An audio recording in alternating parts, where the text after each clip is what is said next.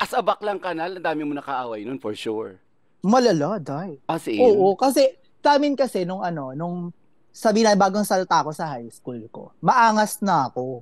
Like, Mm. gets ba? Yung inaaway ko na yung mga fourth year, ganyan-ganyan. Yung mga fourth year sa amin, maldita, mayabang, ganyan. Syempre, Mm. ako, maangas din ako kasi, bakit ano? Bakit maaangas kayo? Huy, huy, pares lang tayo maasim dito. So, makikipag-away ka, ganyan, may mga bakla. Tapos, ima-mother-mother ka nila.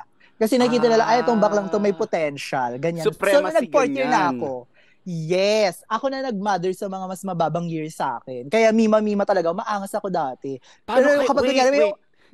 Paano kayo mm, nag-aaway nun? paano nag-aaway? Yung mga ano, mga kaaway ko dati, mga Talakan insecure lang ang ba? bakla. O Yung mga pisikalan? insecure ang bakla, yan eh. Mga tipong kunyari, biglang mapapadaan sa kantin. Tapos nun, syempre, ang atake ko dati, alam mo yung lips na candy, iaano yung imumudmud mo yan sa nguso mo para pumula. Kasi wala kayong pambili ng cheek tint. Ganyan. Tapos ang eksena, syempre, yung mga bakla, mapapatingin. Like, ay, ang asim naman, ganyan-ganyan. Syempre, titingin-tingin ka din. So, magagalit ka kasi bakit may tinatalak ka? Ganon. Sa aabangan mo sa labas yan ngayon. Syempre kasama mo yung mga lalaki, yun yung mga backup mo. Pag if ever talo ka na, kokotokan niya ng mga lalaki. Ganun yung atake. Tapos ang eksena ko, syempre pag ganyan, after nun, kunyari talo ako, di ba? Talo ako Mm. sa, ano, sa angasan, sa suntukan.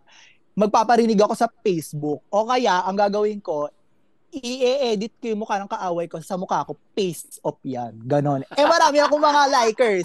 Maraming nagko-comment sa akin. Bakla natatalo ko sila. Ganon ang pahiyaan dati.